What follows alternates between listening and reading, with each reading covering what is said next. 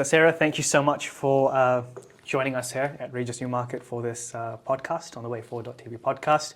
As I told you before, season 3 is about HR, focusing on that because I feel that's where there's a huge lack in when I talk about the podcast market in New Zealand and Australia. And it's people like you who can contribute a lot of value, and this is why I've wanted you to come here. And again, thank you so much. You are very welcome, AJ. Very welcome. Alrighty, first question, controversial question. Super controversial. So I've had to deal with deploying a couple of layoffs lately. And that has been at the start of this year and a little bit towards the end of this year. Sorry, end of last year, not this year. And I feel like we've done a pretty decent job at doing the entire process. But the one question that I always ask myself is that, yes, layoffs are isolated to a certain group of people. Maybe it's just, you don't know who it is. It's just random. Culture, something you're passionate about. When a layoff does happen, how does that impact culture? And if you were, again, you're at the mercy of maybe your board of directors or just cash flow, you just have to do it. How would you, sort of not ensure, but because you can't really ensure it, but how do you think that would impact morale, culture? And what would you do, suppose you were given that task and you would have to, balance the act? Yeah. Well, unfortunately, I had that task last year, and it was, I think no matter how good you can make that process, it is awful. It's an awful process, and especially if you care about your team. And so you have to, I think the main thing is, number one, you have to be legally compliant. Yeah. Right, and I know that sounds really obvious, but with the ear to the ground of what happens in the industry, there are a number of companies that do not use a legally compliant process, unfortunately. Yeah. And I think we've all known somebody that's just had a really rough deal in that kind of way. So the main thing is you have to make sure that from start to finish, your process is correct, and that's quite comprehensive. So we actually have an external HR employment law advisor who helps us to make sure that we're absolutely staying right on track. If you're doing a legally compliant process, then that involves a certain amount of communication, right? So assuming you're doing that as you should be, delivering that communication with empathy is essential. So you know that even if you do the best process, the best layoff redundancy process or restructuring process, even the best process is going to rock the company to the core. Every single person is going to feel it. That's going to shake your culture, whether you like it or not, right? So essentially, empathy is uppermost. So in the way that the tone of your emails that you send to people, the tone of the letters that you write to your staff, the tone of your delivery when you're delivering it, if you can show connection and that it's really, that this is not something you want to do, and try and walk on that journey with them. Because if you come in very clinically, it's going to be awful. It's just going to cut people up. So legally compliant, good communication, lots of empathy. Explaining the why is crucial to it. Yeah. And it's like, I think, with anything in a company, and when we're looking at from an HR perspective, if you're trying to get somebody to do something, if you're trying to do change management, and restructuring is a massive change. It's one of the biggest changes a company could go through. You have to give people the why, and a why that they can really understand and really buy into, because if you don't make that connection, then either people aren't going to understand, or they're just going to not go on the journey with you. The other thing too is, as soon as you start saying restructure, as soon as that word or that whisper starts to go out into a business, sometimes people won't listen properly. They won't hear it. All they're going to hear is the word restructure, and how is that going to affect me? So they don't necessarily care what the company's doing. How is it going to affect my life? So you've got to also remember that people switch off at a certain point and will only hear what they want to hear. So as long as you're kind of keeping all these things in mind when you're going through it, you can start to sort of ring fence the damage that's going to do to the culture. Right. But it's inevitable; it will damage it, and you will have to go through a rebuilding phase after the process. So, for example, when we had a restructure last year, and it was the first time in 23 years that we'd ever had to do a restructure process, so it was brand new for everybody. We did everything legally compliant. We did everything with empathy. We made it as fair as it could possibly be, as transparent as it could possibly be. And this is the other difficulty, is when you are being legally compliant, you can't be fully 100% transparent. It's really hard. You just want to be saying certain things to people, but you legally can't do it. And so that is one of the things I found the hardest things, is because you couldn't give maybe as much context as you wanted to, because you couldn't, your hands were tied. So as much as we possibly could, offering counselling, offering the EAP services to staff if they needed it, because everyone's going to go through this hard process. And so it was as good as we possibly could do it. Even so, we come out the other side of that restructure, and we knew we had to rebuild. And so we knew we were in for a tough haul over the next sort of 3 to 6 months to get our team back to the really awesome place it was pre-restructure. So I think, you have to be prepared not just for the process, but for the rebuild. Mm-hmm. Yeah. When you talk about rebuild, I guess, how bad does it go? I don't know how to measure culture, morale. Yeah. I don't have a metric to look at. Yeah. But from your perspective, suppose you do go through this, or you have, right, a series of layoffs. How bad does it go?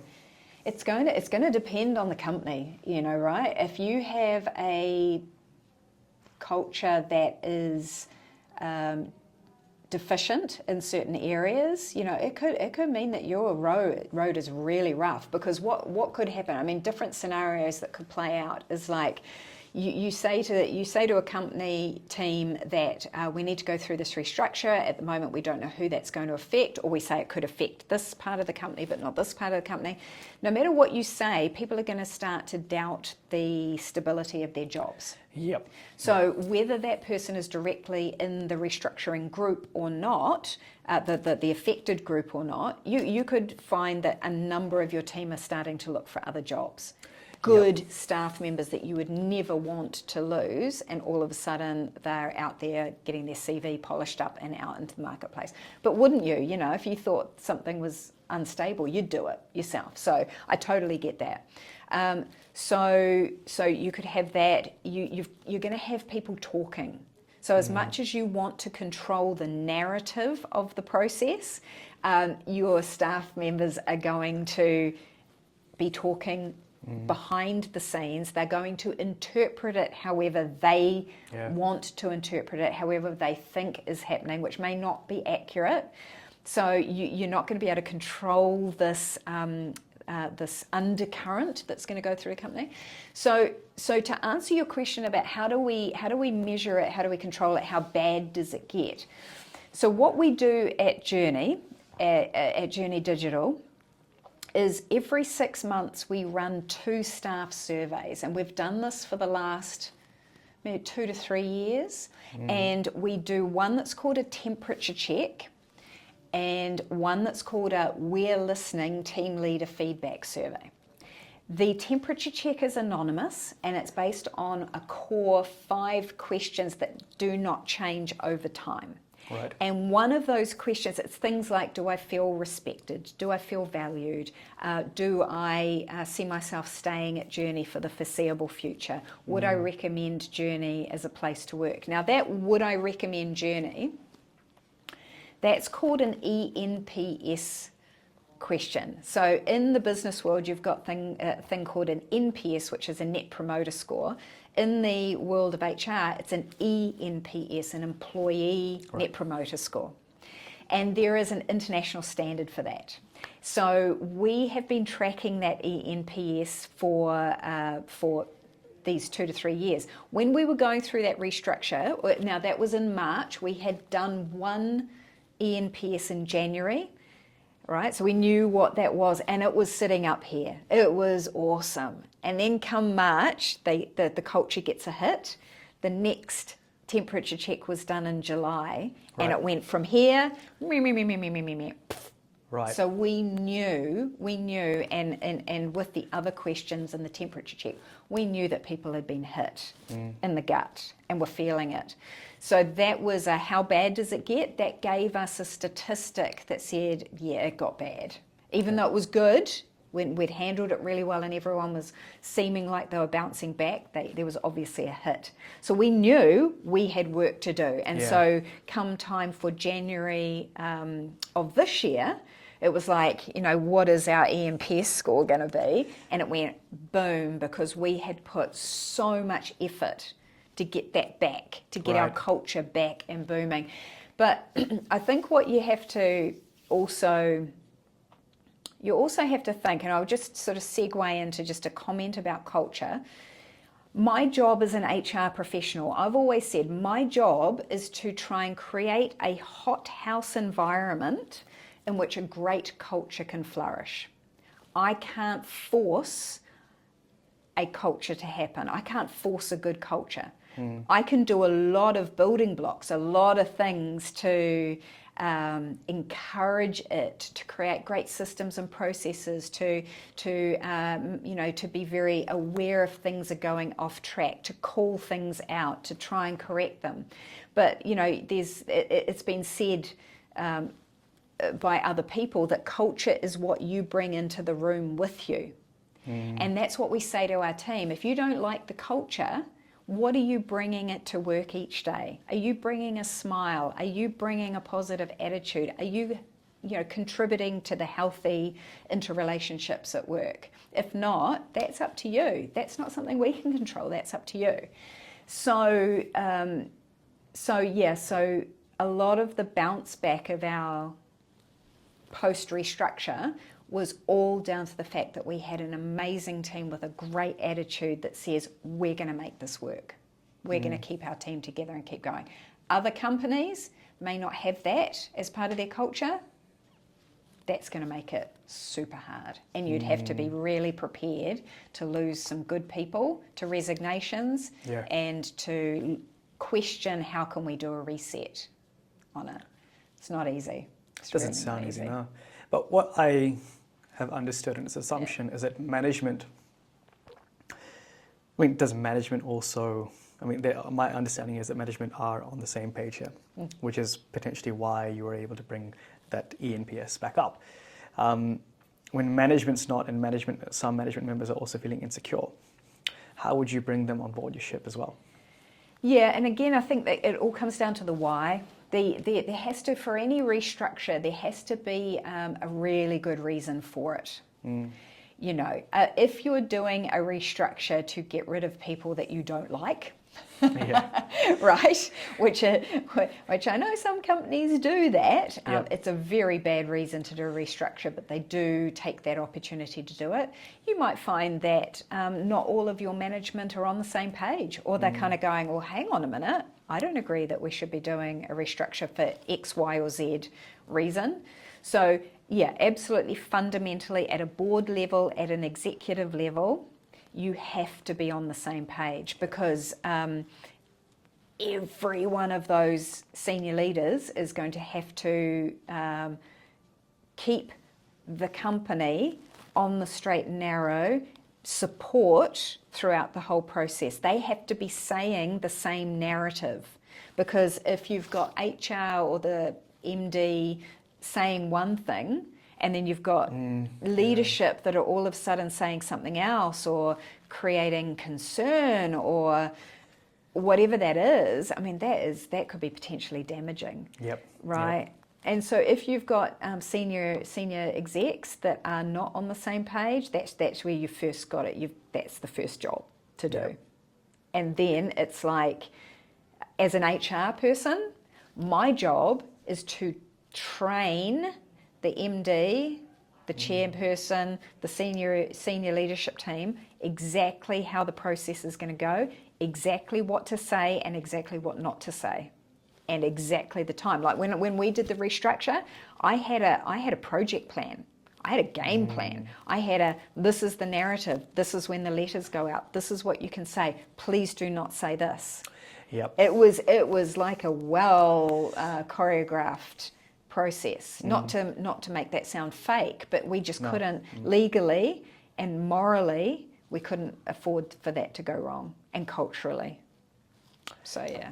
It's a hard balance to keep. Like you mentioned, like legally you can't say certain things, and you know, you might.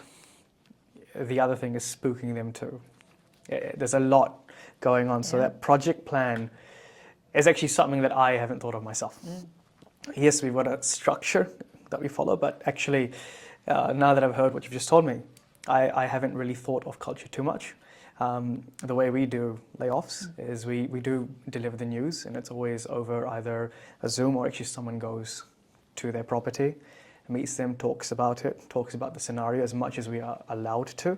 But at the same time, because we have an HR team and it's with strong numbers in terms of volumes overseas, we can say, look, we will help you out with your application process for other jobs.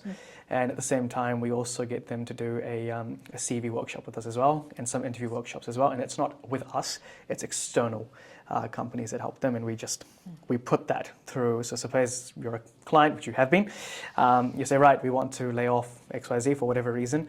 Our legal obligation is to just oblige to whatever you say. So we are tied up from that perspective.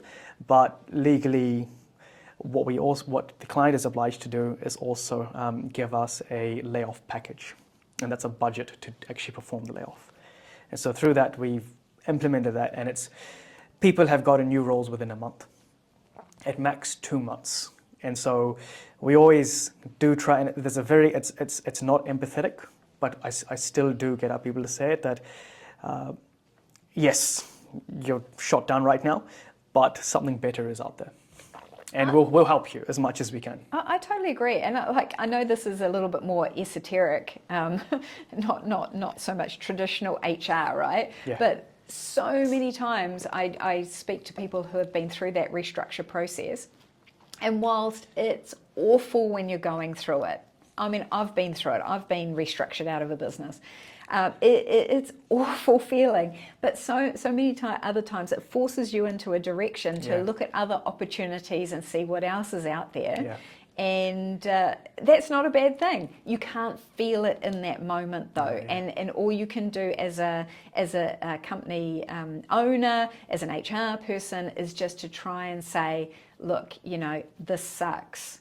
I know it does, you know, and I am so sorry, and we will help you, but hopefully something better, or something else is around the corner for you, you know, and that's a tough one. It is really a tough one. And it depends on the market that you're in too. Like sometimes someone can literally leave your company and get another job, and other times it will be months. Yep. You know, and this is where the empathy is so important, because you kind of go, well, that person might be out of a job. And if I think this is the thing.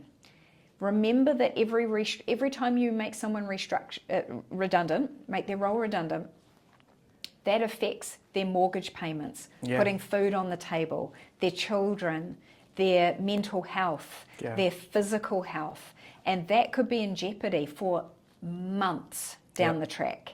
And whilst you can't take that on as a business, that's not your responsibility. You need to have that level of empathy when you're going through the process.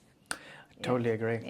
In fact, one thing I started doing last year at the start of the year is, just because we saw interest rates going pretty high, is I got the entire team, not just locally but globally too, go see a financial advisor. Shit's about to go insane. Start thinking about relief funds. Anything could happen. And we had to also deliver it in such a way that we're not saying we are near to a restructure. It's just that, look, some people, got their loans on 2.8%, 3%, whatever it is, 7% is a slap on the face. Even if you're at a high wage, it really does impact you. So one of our operations manager, Nero, I think you remember him, he is obsessed with finances. And so we asked him to deliver it to everyone and just say, we paid for the sessions too. And that was there just to make sure that our people are secure and they know what they're doing, because the last thing we want is someone coming to work stressed out, intensely stressed out, because what's happening at home is, again, not in their control, but they have to find a way to do it.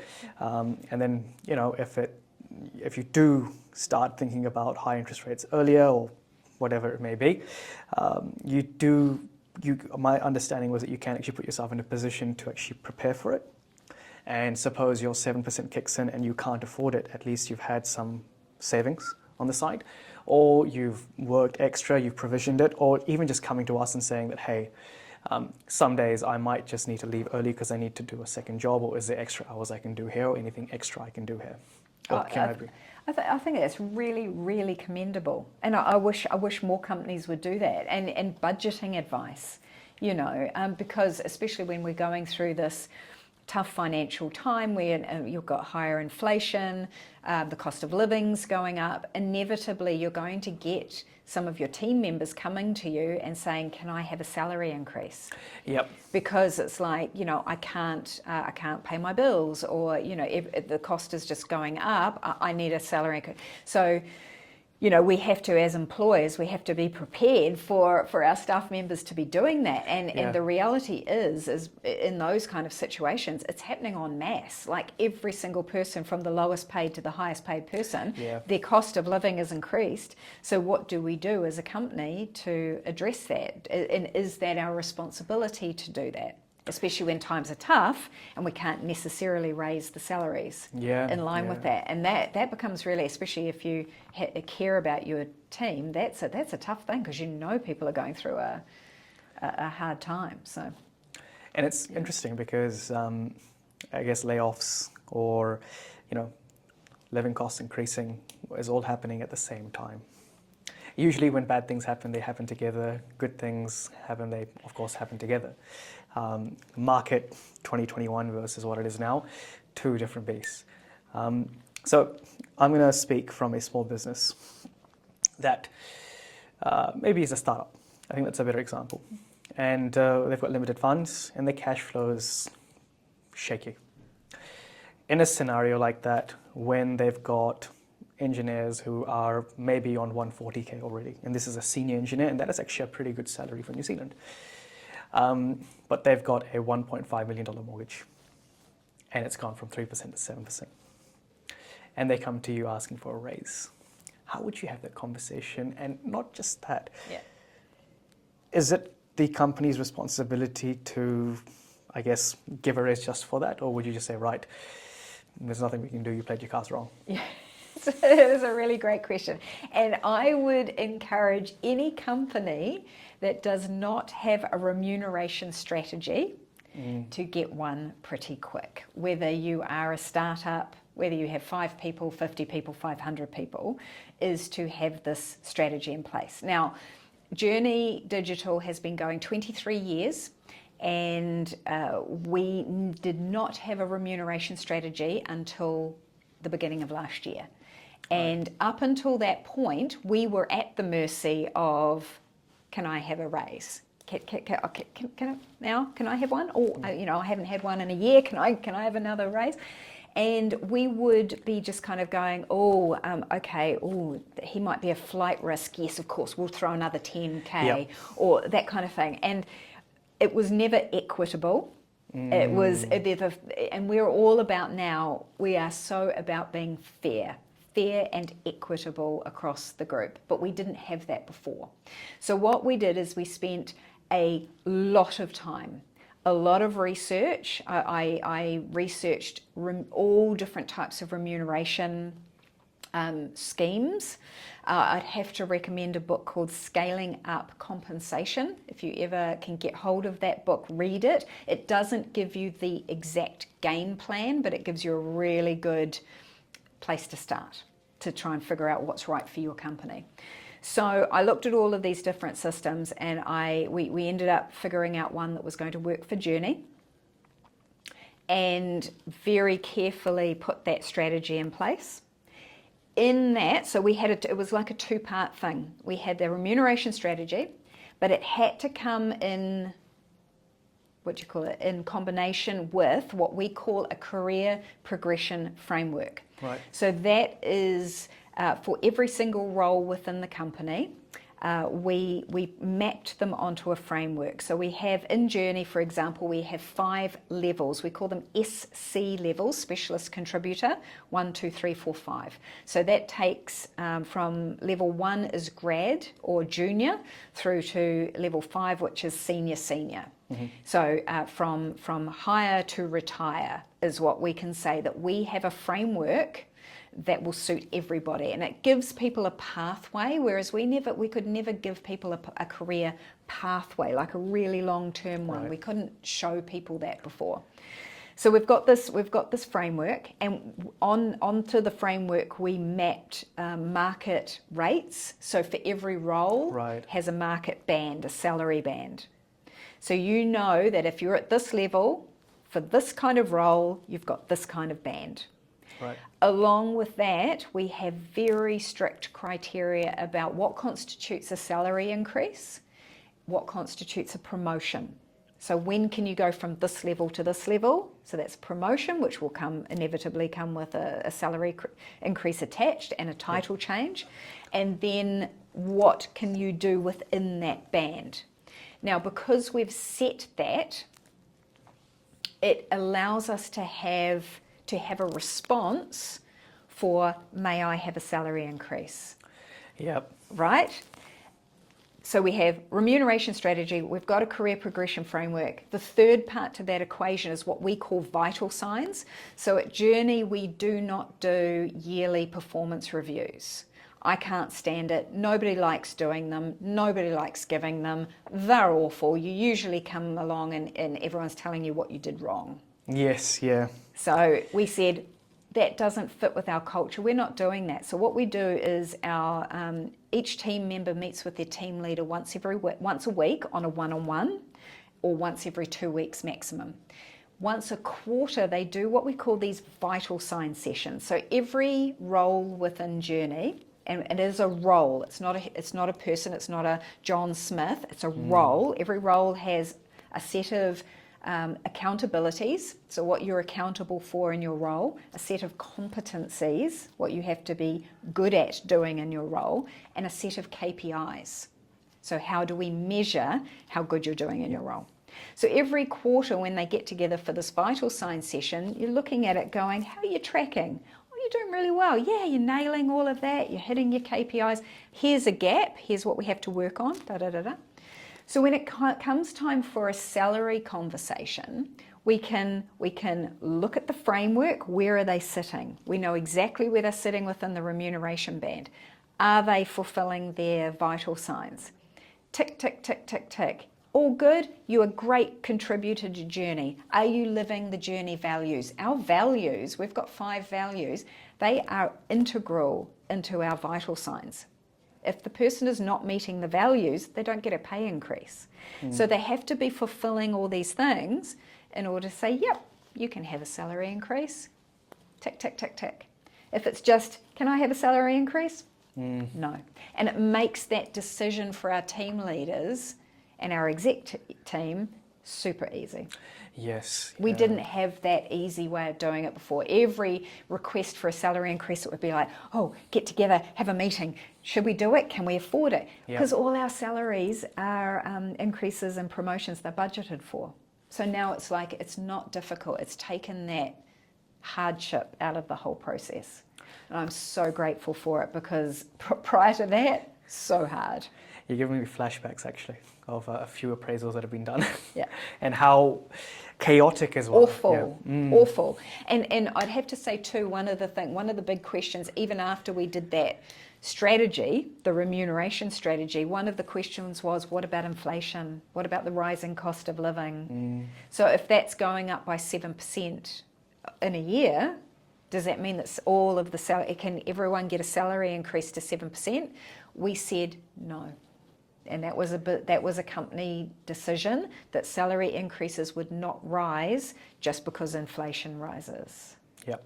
And it's very clear to every team member. So we don't get those questions going, my cost of living's risen, can I have a salary increase? Well, yes, so is everyone's cost of living. Yep. Yeah, we do it based on merit. And that's a fair call, because I do feel that inflation has risen. The cost to operate a business also increases too, if we just look at numbers. Totally. Yeah. And also, I mean, cost of living is also personal decisions too. And what you've also outlined is that there is a way, if I am feeling the heat of the cost of living crisis, whatever you want to call it, there's a way for me to actually get to a certain salary level if I follow X, Y, Z, and you've outlined it for me too. Yeah, absolutely. We are all about being a high performance culture. We want everyone happy, but also high performers. So, you know, the culture that we create has to have that sort of mixture of both. And a high performance mindset, if someone's got that, they want to do well. They want to nail their KPIs. They want to see the company succeed, because they know if the company succeeds, they'll succeed. Yeah. If the company is more profitable, they'll get their salary increases. Yeah.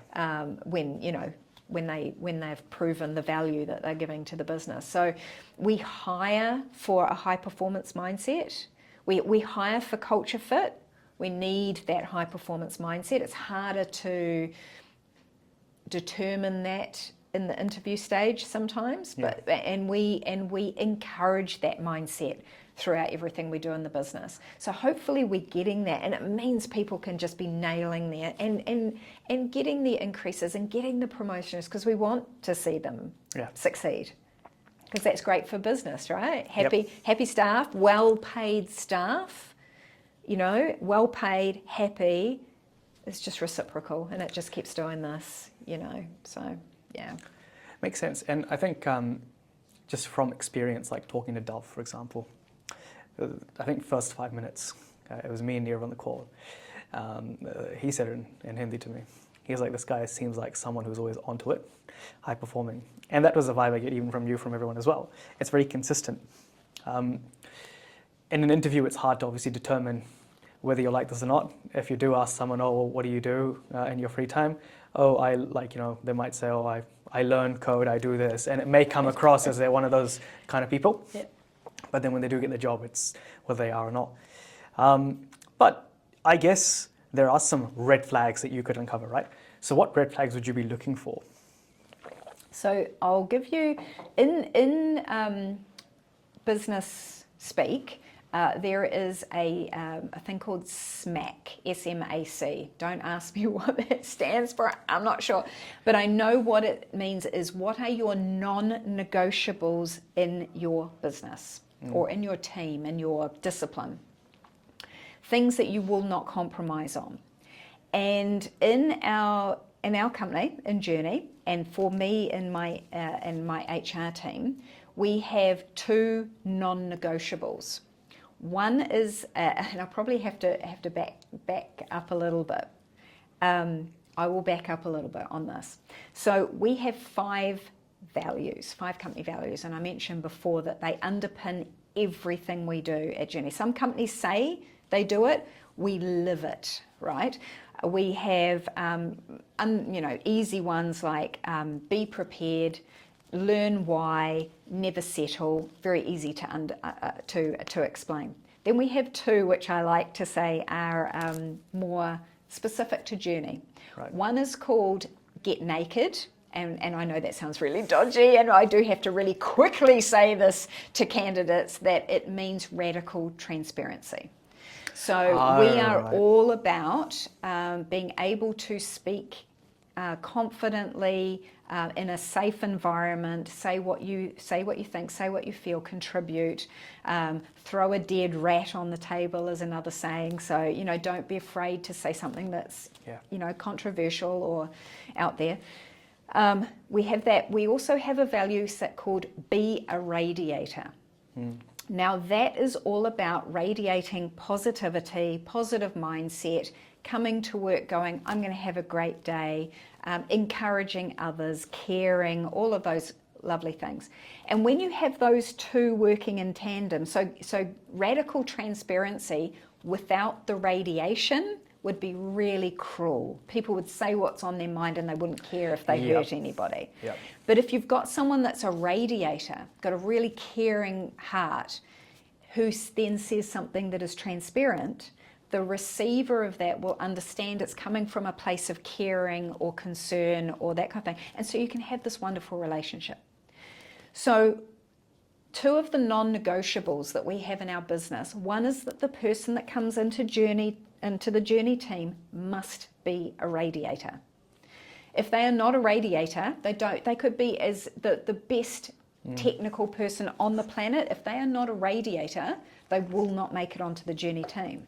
So what you find is we've got a team of 100% radiators. I've never been a part of that ever in any company, and that is one of the core things that makes our culture incredible. Now we are manufacturing that part of the culture, if you like, because that's our non-negotiable at the recruitment stage. The other non-negotiable is that they have to have a very high level of English, written and spoken English, which I think a lot of companies would have that anyway.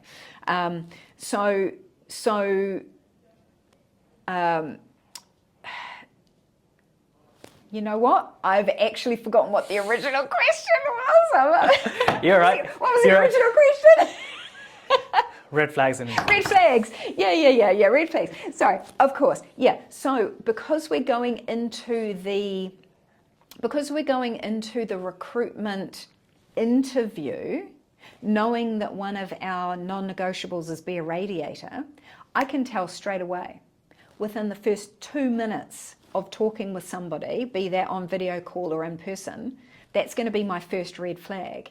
If they're sitting there with no emotion on their face, they're not engaging, they're not smiling, they're not asking good questions or any questions. I've had some candidates that don't ask any questions about them. I'm like, do you really want to work with us? If I'm not getting the radiation, it's a no. If I don't get the level of English that we need, it's a no, because our clients, they're going to be interacting with our clients. So those are my red flags. So two immediate red flags. But then you kind of have to dig in a little bit deeper, right? So then you might get the types of questions that they might be asking might be more along the lines of, so how often do you do a salary increase? Or, it'll be stuff that you kind of go, hang on a minute, do you really want this job, or do you just want any job, or are you interested in working for us specifically, or what are you motivated by? You can start to get these kind of things. But no, I love the whole what do you do in your spare time? I love that question because like you're saying, I love watching, listening to podcasts about tech, or I know this sounds geeky, but I code in my spare time. I was like, oh, that's amazing. But just as much, I love to hear somebody say, I love cooking, I love getting out in nature, I love photography, I love spending time with my kids, because that starts to build that picture up. But red flags to me, all based in and around communication, values alignment. If the values alignment is not there, it's not going to work. So one interesting thing you mentioned there, which I wanted to ask about. So introverted people, and you've answered this question to me about 2 years ago, when you were telling me that you will be able to tell whether even an introverted person is a radiator or not. So we call them quiet radiators. Right. So radiator to us is not another name for an extrovert. Now we have bounce off the walls extroverts, radiators, and we have the quietest radiators that you could imagine. But when they smile at you, oh my goodness, the radiation's just coming out of them. But you can tell it. So yeah. Introvert, extrovert, it's not. Or what do you call it? Omnivert? whatever. I have no idea what that is. I figured out a while back. I'm a introverted extrovert, and there is a word for that. I know. As soon as I knew that was a thing, I'm like, yes, that's me, because I come across being extroverted, but man, I like to just lock myself away and just be me and not socialize. So it's appreciating everybody, right? Yeah, that's what I thought, extrovert personality. Yeah. I think I'm an introvert. I think I come across as a bit aggro. I'm not sure, that's just how I've been told. I'm like, oh, okay. It's always good to be self-aware, isn't it? I try not to be. Yeah. But then sometimes you have like intense mornings or evenings, or you're just going through an intense period in life. I'm not saying I am. Disclaimer. But sometimes you do, and I'm sure we all have. For those people that are going through a tough time because you're not your 100%, specifically when, and I don't want to continue talking about layoffs, but it's what's happening right now. You're laid off, you're not your 100% self. It's equivalent to me as if you're having a heartbreak. And that hurts. And in a scenario like that, when you're not your 100%, you may not come across as a radiator, and things like that. What sort of advice would you give to those people that have just been laid off? They aren't their 100%. What would you suggest they do before they start looking for a job? Yeah, and it's that's a toughie too, because you've got most redundancies. If an employer really cares about that person, they will not make them work on. Legally, they could ask them to work for a week, 2 weeks, 3 weeks, 4 weeks. Yep. It's awful. Like, seriously, people, if you're going to make your staff redundant, let them go straight away. Yeah. Because there is nothing worse than having that person in the office feeling that awful. Not only will you need to manage them, you're going to have to manage that vibe that they are giving to the rest of the team. So the first thing is, let them go that day. Bye. Look, the thing is, people are allowed to feel whatever they feel, and you can't tell them to feel one way or the other. You can't say to them, you should never say to them, oh, don't worry, you'll be right, bounce back. Because that's a process. It's like, the redundancy, it's a grief. It's like you say, it's a heartbreak. It's a grief situation, and they will go through a process of that grieving. So, let them go through that process and just let them know that you're there for them, should they need to talk about it. They're probably not going to want to even see you. Yeah. Right? That you're the last person, whether you're the HR person, the manager, whatever. They might want to talk to one of their colleagues, probably. But seriously, that person will just want to get out of there as fast as they can and not see anyone ever again. That's usually what happens. And so you have to allow that. Just let them go through that process. I had one chap who was so devastated, he just disappeared. And we were looking around going, where is he? He had to go. And we were like, that's okay. Yep. He had to go. So, and everybody's different. So just work through everybody together. Then the other side of that coin, of course, is not just the person you've just let go. Is what do you do with everyone else that's left behind? And they are literally the ones that are left behind. They are going through the aftershock of that. They will also, because you've just released one of their best friends sometimes, and they weren't prepared for it. It'll be a shock, and they'll go through a grief process. So those are the people you can look after. You can't look after the ones you've just let go because they're gone, right? You have to be prepared to just let them go, let them deal with it the way they need to deal with it. Your responsibility is to try and manage the people that you've got left. Now, again, some people will go, I totally understand why you just did it. They'll be able to rationalize it. They know the why. Those are the people that are probably going to bounce back quicker. The ones that are struggling to understand the why or go, well, why him and not him? He's more junior, but you kept him and you didn't keep him. Yep. or he was my best friend, or, you know, I think we need those skills, but you kept this one. It's so hard, and you're never going to be able to, you know, explain the whole thing. And sometimes legally you can't explain why it was one or the other. And again, your hands are tied. So, you know, I've had a situation where I've had a couple of staff members haul me into a meeting room and basically give me all guns blazing as to, I think you made a mistake. So gone from the devastation to the anger, to the crying, to the that, and that's why you know, you're really relying on your team leaders at that point and your senior leaders to try and get in behind. They are the ones that know those people individually and can give them more holistic support. Yep. Also, you have to have a counselling option for your team. And I would say if you don't have an EAP, an Employee Assistance Program, which is a counselling offering for your team, you should get a relationship with that external provider as soon as you possibly can. Because not only is it a great benefit to be able to say, you know, to your team members, you need that in the aftermath of a restructure situation, and you need to be able to say to your team members, it's there for you. Please take it up if you need it. For the small businesses or for those rigid people who think that EAP is a waste of money and it's just a gimmick? It's not. It is 100% not. We offer it to our team for anyone that's been at Journey 3 months or longer. So we do consider it a benefit. However, I've had a brand new team member say, I understand you have that. I could really do with it right now. Can I take it? I haven't been here 3 months. I've said absolutely.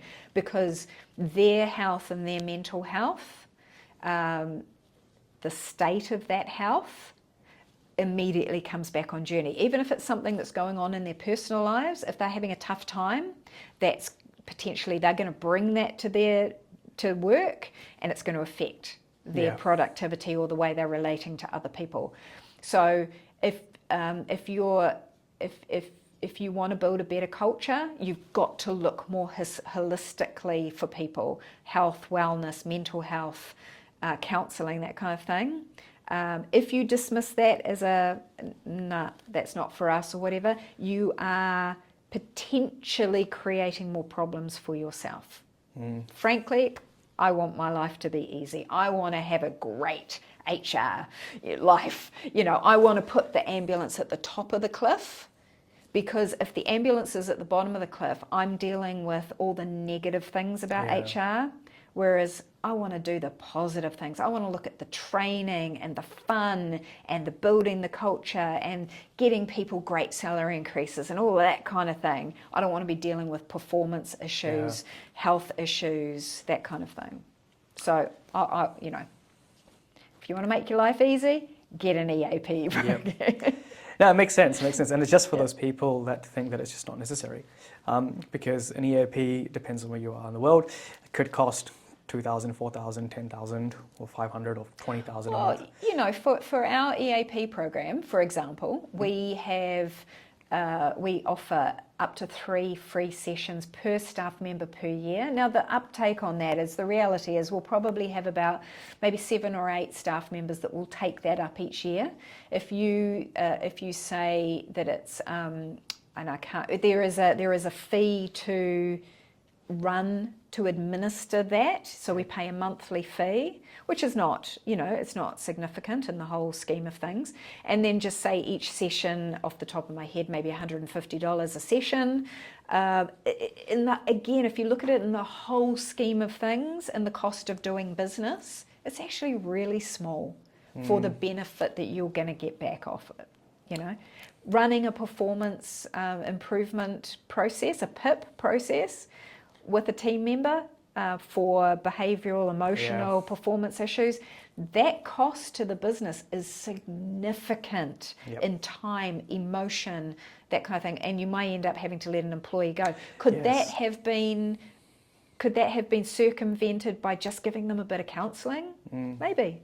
Is it worth it? Oh, 100%. Yep. Yeah. And the thing is with that is that the consequences even from a dollar perspective, it's unlimited. Because like you mentioned, you may have to lay off someone, or maybe they quit. Then you have to go sourcing another person. Then that becomes a distraction. They come in. Chaos. Oh, the cost of hiring, the cost of losing someone and having to rehire, easy $20,000, easy $40,000, whatever that is, it's a huge amount of money every time you have to replace somebody in a business. So that's why we try and make exactly the right hires at the beginning, so we don't have to let people go for not performing or for whatever other issues. That's why we encourage the high performance mindset. It's why we give try and create a great culture, encourage a great culture. It's why we give good remuneration. It's all these facets of HR and running a business go into retention. Yeah. And that's the thing. Retention is doing good acquisition, but it's all about retention, because we don't want to have to be having this cost to the business of regularly replacing staff. Having said that, counselling, I suppose, is one strategy or method within your EAP arsenal. What else do you think companies could do? For retention or EAP? Oh, for EAP. Well, that comes in under the health and wellness. Right, and that's got a lot of different avenues that you can go down, and that could be things like gym memberships, or yoga sessions, or getting a massage therapist in, or that kind of thing. So I encourage everybody just to look a little bit more holistically. And not only does it become benefits that you can use during the recruitment process, but obviously the staff members are going to feel it. Now, the thing to bear in mind is that what is good for one person, or appealing, or effective, like EAP, for example, it's not going to suit everybody. Not everyone wants to do counselling.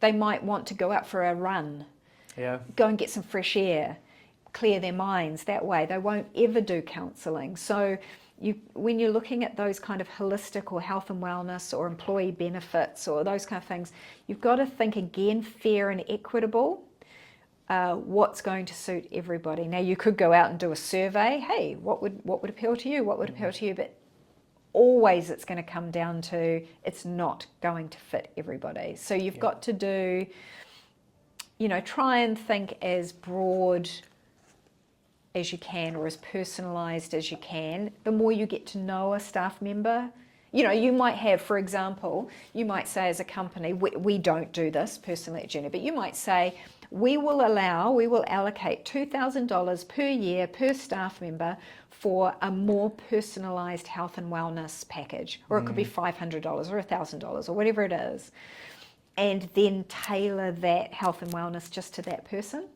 And I know that there are companies out there that will offer to help you tailor those personalised packages. That's really amazing if you can do that, because it is, it's just tailor-made.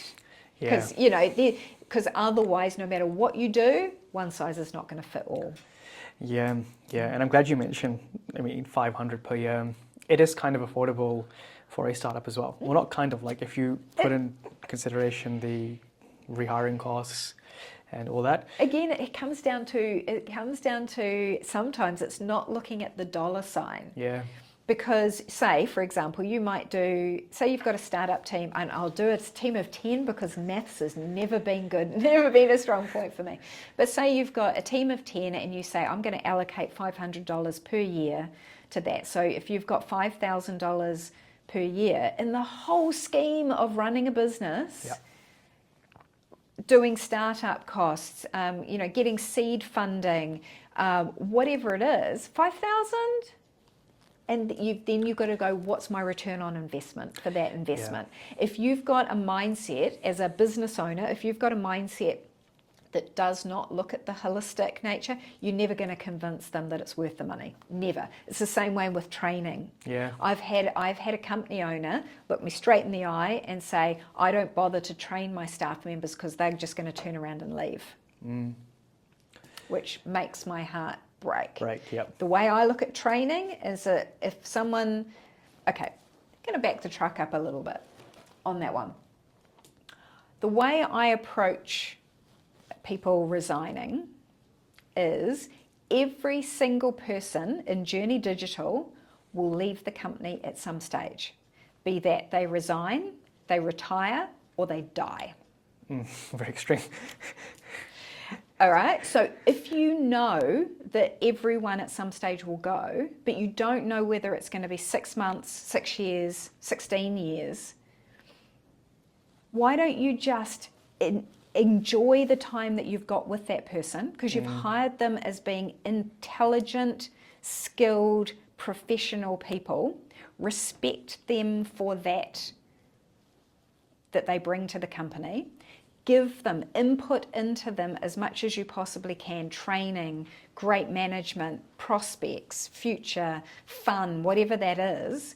And then if they stay for 6 months, you've had 6 good months. It's unfortunate, it's short, but you've had 6 good months. What if it's 6 years or 16 years? That's an amazing investment you've just made into that person. And your investment may have led to that really long retention. Yes. Right? You'll never really know, but just say it did. Rather than just have that attitude of, I'm not going to invest because they might turn around and leave. So be that health and wellness or EAP or training, all these things that feel like nice to haves for some companies, I would argue that that's essential. To have, yeah. Particularly in this day and age, even though there have been layoffs in New Zealand, and some people are saying that yes, it is slightly easier to hire. I mean, compared to 2021, of course, but you're still in the war for talent. Okay, so I'll give you another example. And you have another business owner who I used to call a revolving door of staff. The culture was so bad that you'd hire, keep them for 6 months or 12 months maximum, and they're out the door again. Yep. I challenged that business owner, about the revolving door. I said, look, there's an issue. There is a systemic issue here, and you're not able to keep staff. Now, at that time, we were in a market where people were really easy to find. So that's the way he kind of looked at it. He says, doesn't matter. I can just go down, hire for somebody else. People want to work here, great. I said, yeah, that's all right now. But your reputation's going to get out there in the marketplace as a place with a bad culture. You're going to exhaust your market of people that want to work with you. And one day you're going to find that you can't find people. And that's going to have might have something to do with the market swinging or your reputation. And then one day it's not going to be so easy to replace that person. And you're just doing damage to your future prospects as a business. He didn't see it my way. That's fine. By the way, that company folded. Right. Not saying that was the reason why, but hey, if you've got that kind of mindset as a business owner, the prospects are not that happy, right? Yeah. It's like, what's that word? Starts with A, when you just feel like there's, abundance. So mindset, you're there's abundance of people, abundance of everything, abundance of whatever. I guess that's when you've got to balance the act and go, maybe there might be an abundance today, or, may continue to be. But as a company grows too, you need more people. Your talent pool also decreases as well. I guess those companies, I feel like they are destined to shoot down. I know a civil engineering company. He's not a friend of mine, but well, he won't be after this. Yeah. Oh no, I said it straight to his face. I was like, I don't see your company running for more than 5 years. Right. And he's nearly towards the end, because his strategy is that he will get either an immigrant or a grad, underpay them, and then when they're actually ready to go, rinse and repeat. Like you said, rolling door. And 2021 killed him. Right. Because that's when the demand was the highest and finding talent was just impossible. Right. Folded. But it's going to sound racist. Cut this out. I've seen, and this is because with Indian owners of small businesses. Definitely cut this out. Yeah, it's something that I've seen very commonly. Right. And I feel like our Asian values are not as broad as Western values. I'm not saying Indians in particular, I'm just saying Asian culture in particular. It's about the old days. How much can you juice out of the person? And once you've juiced everything else out of the person, there will be another one out there. Well, the thing with that, though, is also from those certain Asian countries, the population is huge. Yeah. So if that person doesn't work, there's going to be 100 or 1,000 more Yeah. people that can just come in and take their place. We don't have the luxury of that in New Zealand. We don't. Our market is too small. Yeah. If you burn bridges in New Zealand, somebody will know somebody who will know somebody. Yep. And that is why, when it comes to company reputation, you can't afford to do that in New Zealand. You might be able to do that in countries overseas. You can't afford to do that here. So, you know, it is a dangerous mindset. So even if you are bringing in cultural values or attitudes from overseas where you might have done business in the past, and you're bringing that into New Zealand, it is not going to wash. In New Zealand. It's just not. And if it does for a certain amount of time, you're very fortunate, it'll get to the point where Luck runs out. Yeah, your luck will run out. Yeah. Yeah, and I guess the only way to learn is the hard way, like you did. Business folded, and he's the same person that's come up to me and said, yeah, you should have probably taken care of that. But that's in life. And I think, you know, even in like Journey Digital, we've been going 23 years. And there have been so many learns. Like, we are learning all the time. Like, just because right now we've got this incredible culture riding a high, our ENPS scores are great, you know, all of these wonderful things, we do not take that for granted, because to get to where we've got have been so many learns, and not every decision we've made has been a good one. And probably in the future we're going to make mistakes.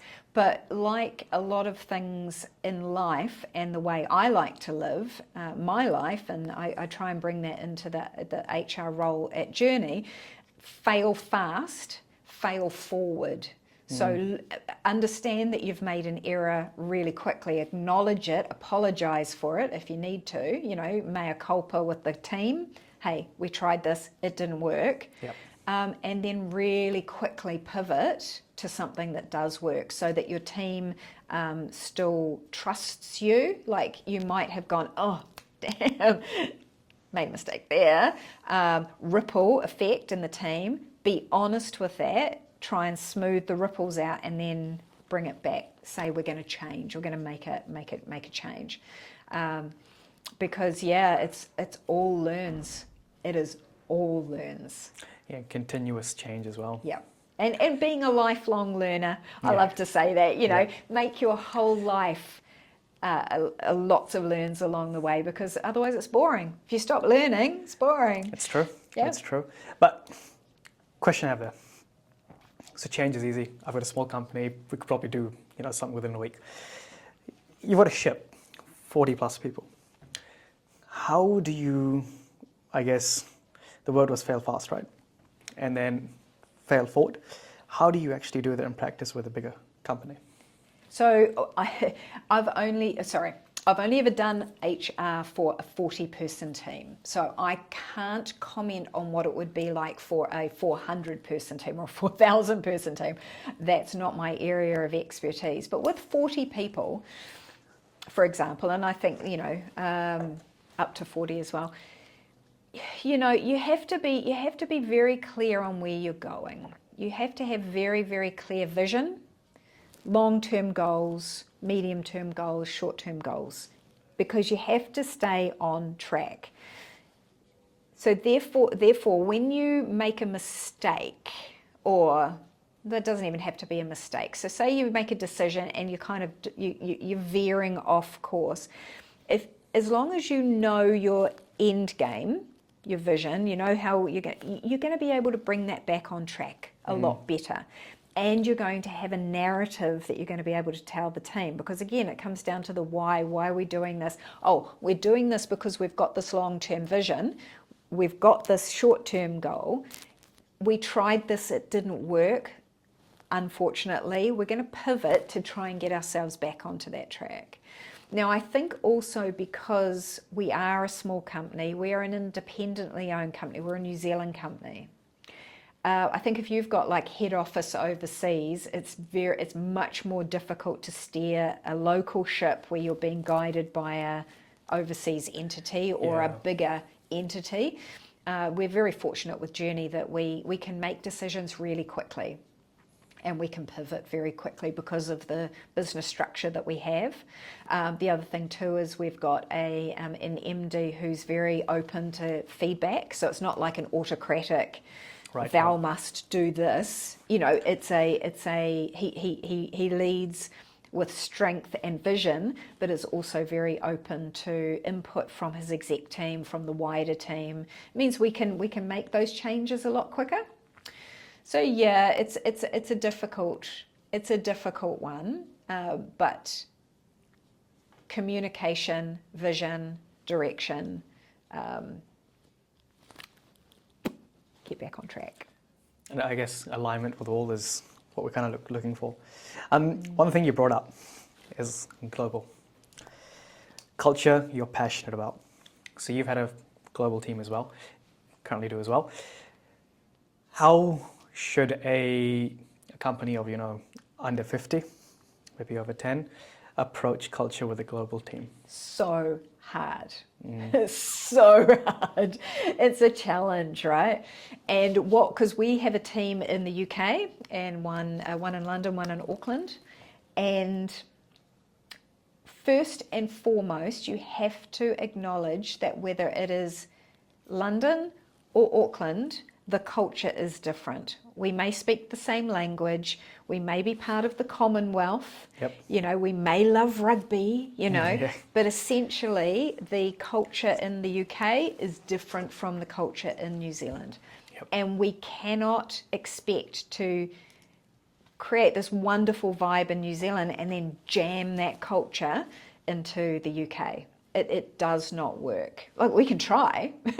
We can try, but we knew pretty darn quickly that it's not going to work.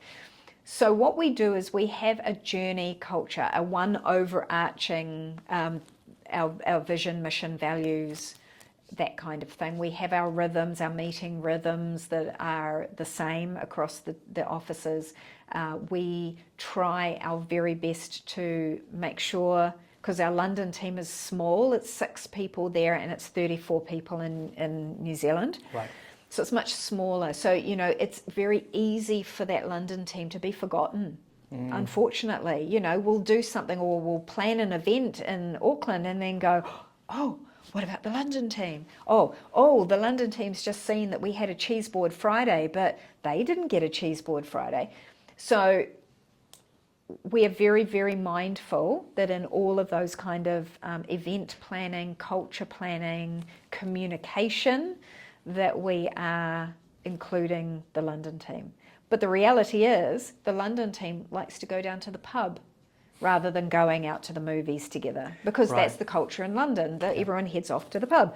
We have to respect that. And so our general manager in London, he knows what his team likes. He knows what's going to motivate his team. He's got his finger on the pulse as to whether they're feeling included, excluded, that kind of thing. We're relying really heavily on him. So what we have is, we call it the Journeyverse. Universe, multiverse, whatever. We've got the Journeyverse, and then we have 2 distinct teams, and we have to respect that whilst trying to pollinate the culture across. My takeaway from this is that your general manager, who is someone on the ground in London, it's important to have someone on the ground representing your company, and not just representing, but I guess aligning with you as much as they can, to not throw the entire culture over there, but at least your core values or your core, call it mechanisms, I'm not sure how to describe it, of your culture to the other country. So let's just say if there was a company in New Zealand that just formed and then they're doing really well in Australia, they want to go open up an office there. My understanding here is that your recommendation is that your one person on the ground there should be super aligned to whatever it is you do here, but also be a management person on the ground there. 100%. Now, if it just so happens that our GM in the UK sits on our exec team, so Okay. he is very much across. But even then, you know, with the time zone difference, which is 13 hours at the moment, he can't attend all of our exec meetings. It's just not possible.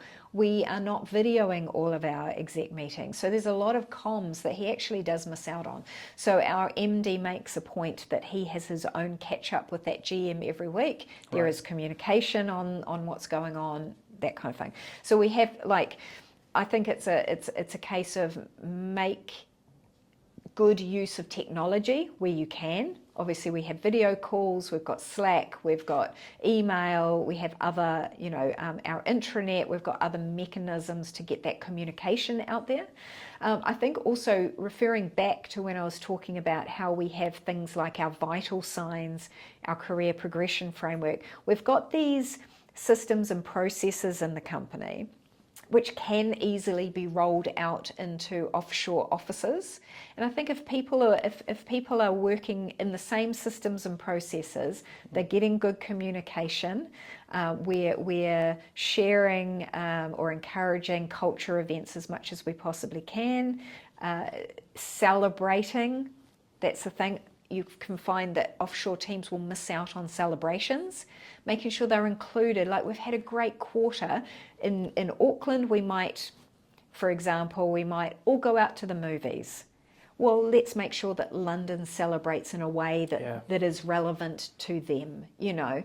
And if we can do all of those things, we've done the best job we can. And then also, out the back of that, being super open to feedback, having feedback systems. So, for example, we have on our intranet site, we've got a little tile that says question time. It's an anonymous way of people to be able to leave feedback or ask questions that they might not feel comfortable asking face to face. Like, for example, our London team, somebody might go, feeling really lonely over here, feel neglected, and we'd hear about that. So it's giving people that mechanisms to feedback so that we can always be making things better where we can. Right. So I guess it's adapt to, I guess, overseas culture. Be open to feedback. Be conscious that they're there. Don't forget that. Don't forget that. Yeah.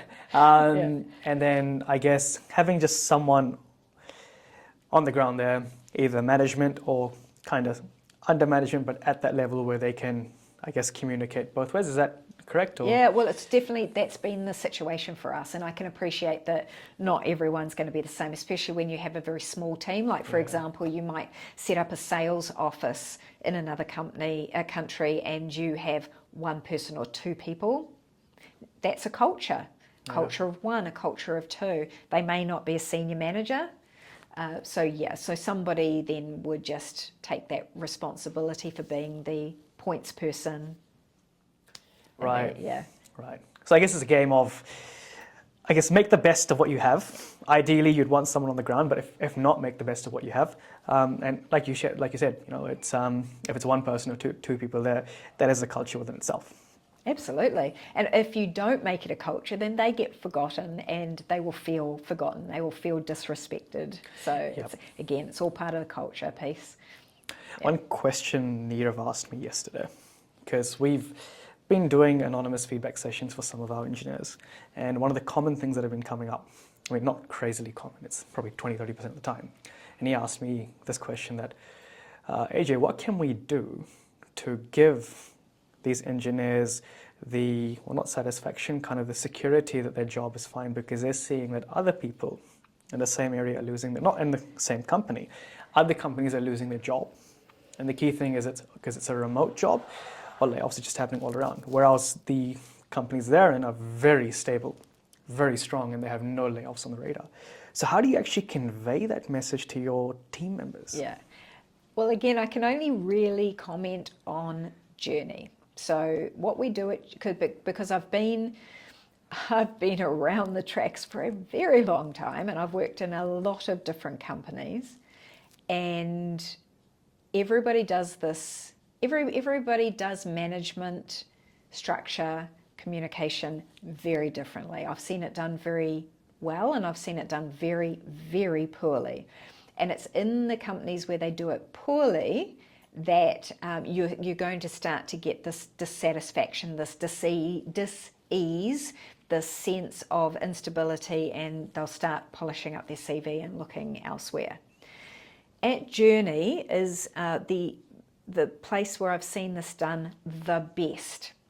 And what we do is, again, it comes back to our get naked value, our radical transparency, where we are as transparent as we can be, or as appropriate as we can be with our business finances. We are actually an open book company. So if someone actually wants to see the books, we will give them the books. Nice. Okay, so now I know a lot of businesses will not feel comfortable doing this, but I think there's also a middle ground that a business can take where they may not be doing open book, but they still can be fairly transparent. Now, we report back to our team we're doing it very, very regularly, but usually every month, leading up to every quarter, leading up to the end of the financial year. Our MD or GM will, the figures will, like in our team meeting, the figures will come up on a screen. Here's the budget, here's the actuals, here's the profit, here's what you can expect out of the bonus pool. You know, it's kind of like, it gets people excited. It can show, you know, if we're having a down month, then the team knows, oh, hang on, we had a dip here and it was because of this. We can explain it. Or, hey, we've had a great month. Let's celebrate together. By having that kind of level of transparency, it alleviates this, is my job safe? And whilst nobody can guarantee it, we don't know what's around the corner. That's right. There might be another global pandemic that we cannot predict. All our clients stop spending and we're going to have to let people go.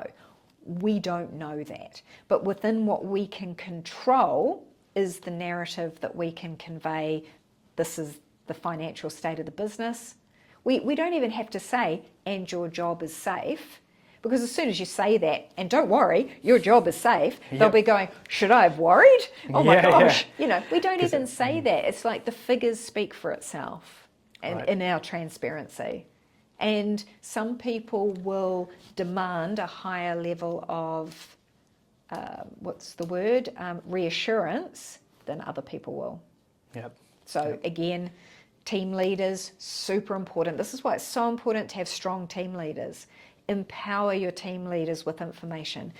Empower them to have conversations, get to know their team members really well, get them to start to recognise signs that they're getting a little bit jittery, understand the questions that they're hearing from them, going, maybe they're going to be obvious, going, is my job safe? Or I'm just a bit nervous, or feeling a little bit unsure in my job. Pick up on the signs. But all I can encourage is just have a higher level of financial transparency, so you don't get these questions. Let's just say there's a publicly listed company that they're part of.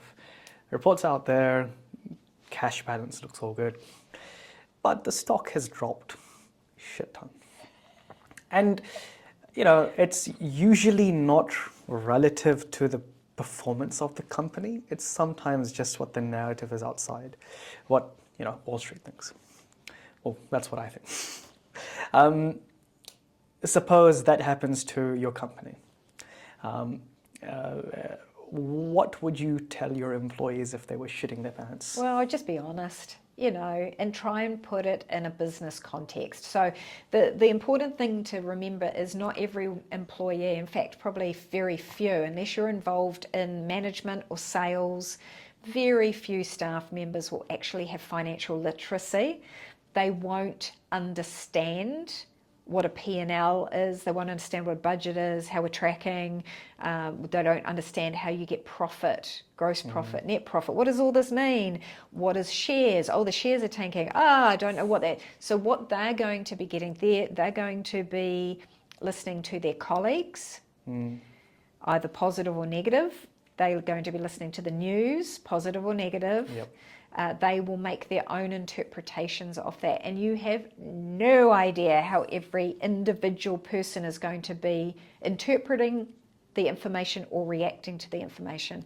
So again, all you can do as a management, exec, HR is being good communication, explain it in layman's terms, explain like, yes, this, or you could be honest with the company and just go, yeah, we've experienced a stock drop.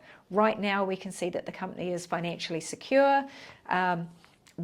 If it keeps doing this, this is what it's going to do to the finances. This is the business reality. You could be having these kind of conversations in an appropriate way, not to be scaring people. But inevitably, you're going to get some people that no matter what, they'll start looking for another job because their perceived security at a XYZ company is more secure than where they are right now. You won't be able to do anything about that. Hopefully, they'll flag that concern to their team leader in enough time to do something. Some people are open about that, some people are not. It's interesting. I can't name the client. But they have this term called price out. And that's putting someone on a salary that they know they won't get anywhere else as a retention strategy. It's brutal in some ways. What are your thoughts on it? How big's the company? A company of one? No, I mean, that's right, that was facetious, but it's like, it's saying it's a dangerous strategy to have. And I'll explain why.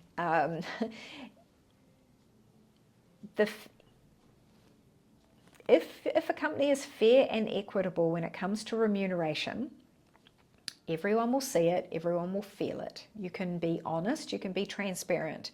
You can say with your hand on your heart, we do this, we pay fairly, here's the market band for the role, everyone knows what the playing field is.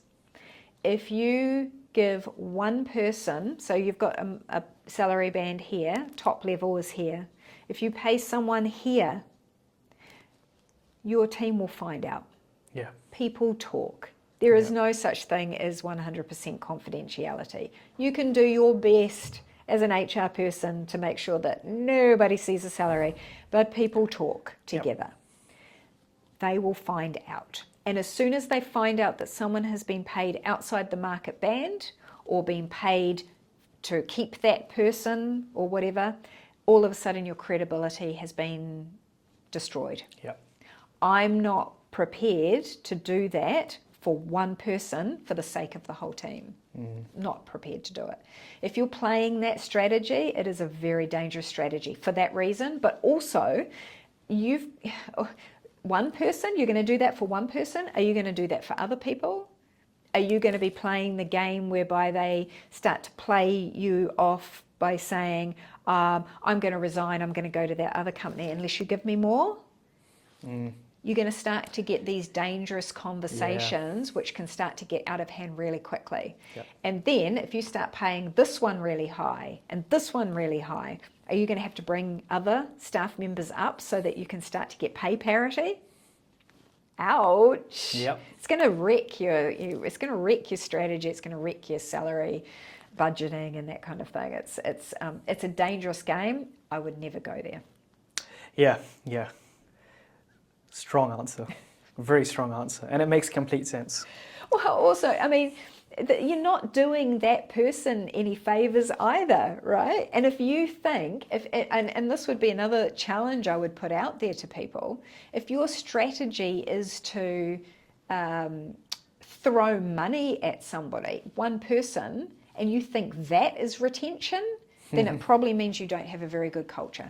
Yep. And that's I would almost put money on it that you've got a problem in your company if salary is your single or major salary retention strategy. Yep. Makes sense. Because again, I've seen this question here come up again. Is it okay, particularly around appraisals? Is it right, if we pay this amount, would it be easy for this person to find a job elsewhere? It's all, you know, I referred earlier to a book, Scaling Up Compensation, and I do encourage people to read that book because it talks about a 50th percentile and a 75th percentile. It's saying a good salary strategy is to make sure everyone in your company gets to at least the 50th percentile of their market salary band, because then you can say we pay average market salary. It's not poor, it's not top end, but it's good market salary. But then they say a great retention strategy is to get everyone in the company, not just one or two, everyone to the 75th percentile. Right. For two major reasons. One is that you can say, hand on heart, to when you're going out recruiting or just to your wider team, we pay better than the average average salary for your market band. And that's great. Who wouldn't want to know that they work for a company where they're paying more than average? It's really good. Yep. But it also gives another 25% in your salary band to allow for salary increases within that. So it's part of that overall strategy that we were talking about. And again, go back, have a really strong strategy, have really strong criteria, stick to it. Don't compromise it for the one or two. And if you're compromising it for the one or two, you've got to question why. It's not fair, it's not equitable. If you compromise it for the one, they're probably just going to turn around and try and play you off or hand their notice in 6 months down the track anyway, because the rest of your offering isn't strong enough to keep them. If you look at international surveys, HR surveys, employees, what are the top reasons why people leave a company? It's not money. It's the fact that they do not feel respected and they do not feel valued. They do not feel listened to as an employee. That's here. Salary is literally down here. Right. And I think if the more employers understand that, they'll stop just throwing money at staff and think that that's going to make it stick.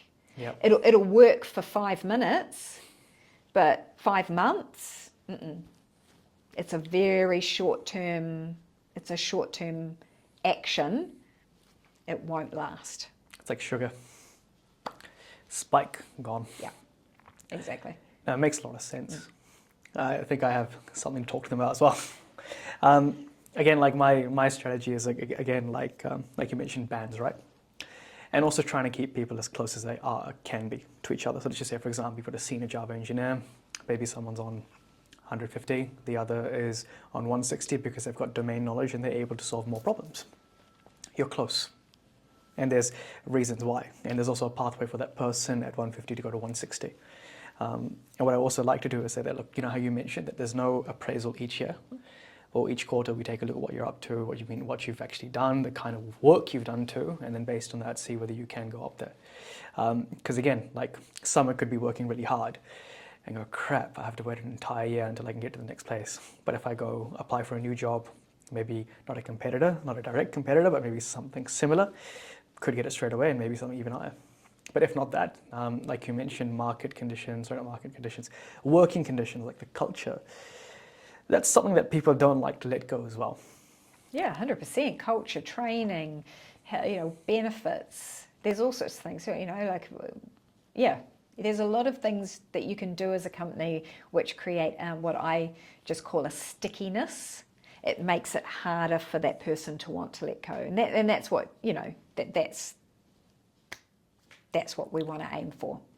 Absolutely. Make it as sticky as we can possibly make it. And I guess like one thing that has always been told to me by others is that when you're hiring someone and they're working for you or working wherever, they're trading their life to be there. And it's not just for the money.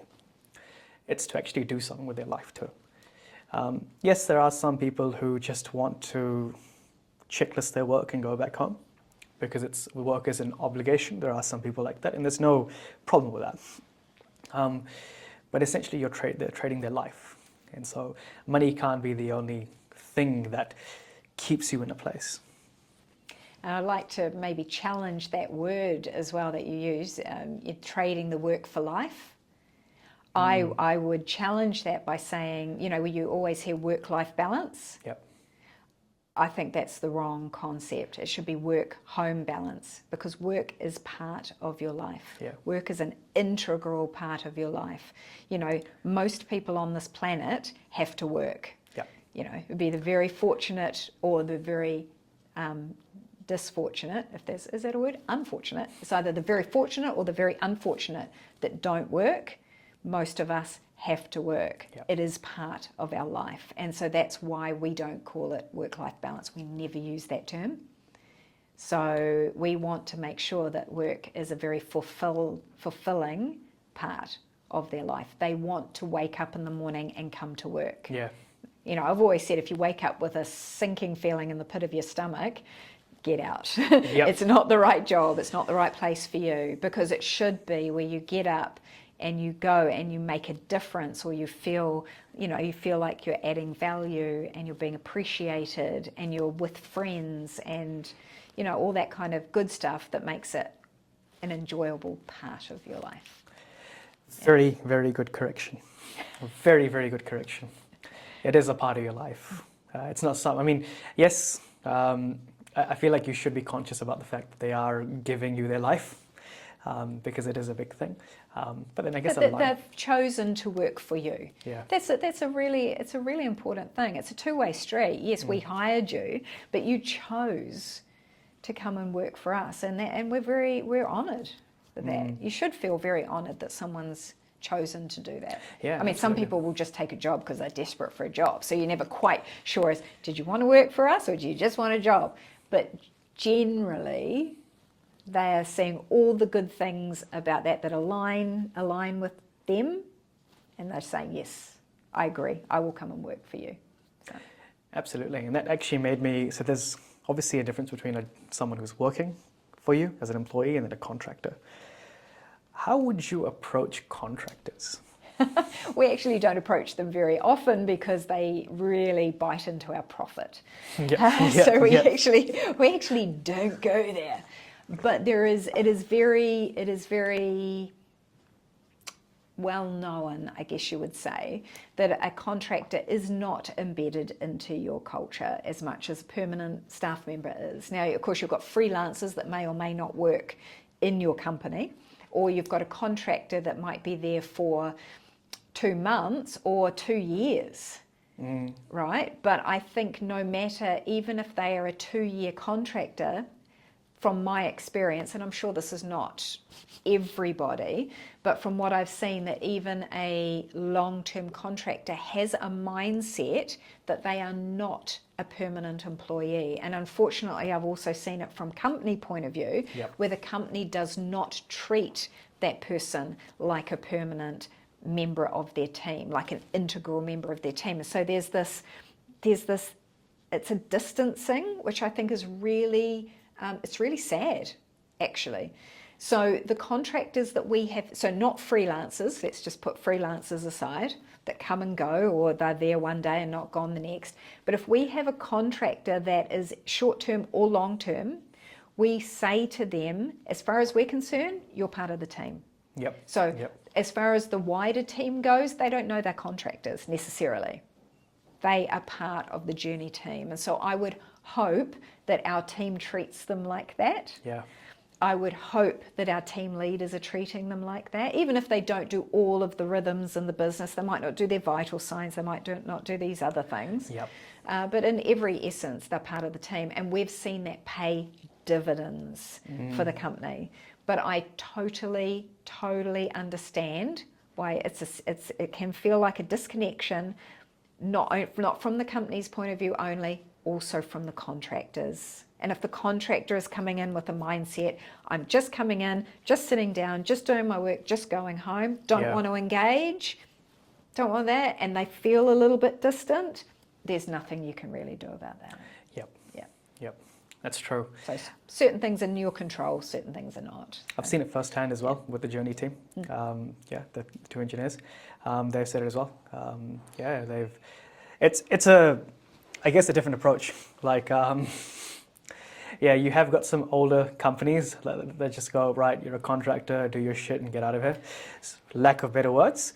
And then, you've got companies like Journey who say that, right, yes, you are a contractor. I understand you're here for a certain amount of time to do a certain amount of tasks, and you may leave after. But I can understand and see, because I'm a firm believer in building in-house capability, even if they're contractors too. Because someone who's not aligned with your business or what you're trying to achieve, that disconnect you speak about, it might seem like a small thing on paper, but it creates a huge gap in deliverables. It creates communication gaps with everyone as well. They're not really aligned, and those small things there. And relationships become very difficult as well, I think. Yes, that disconnect, it's part of the whole culture thing, that might be acceptable for you as a business. It's not acceptable for us. So we look, when we're hiring our contractors, we put them through just the same rigor in the recruitment process as we do for a permanent staff member. Our non-negotiables are exactly the same. Yep. Yeah, to ensure that culture fit. Yep. Yeah. And then one bad apple, like they say, can ruin a tree. And it will ruin the tree. Perfect. Thank you for answering all the difficult questions I had as well. Welcome.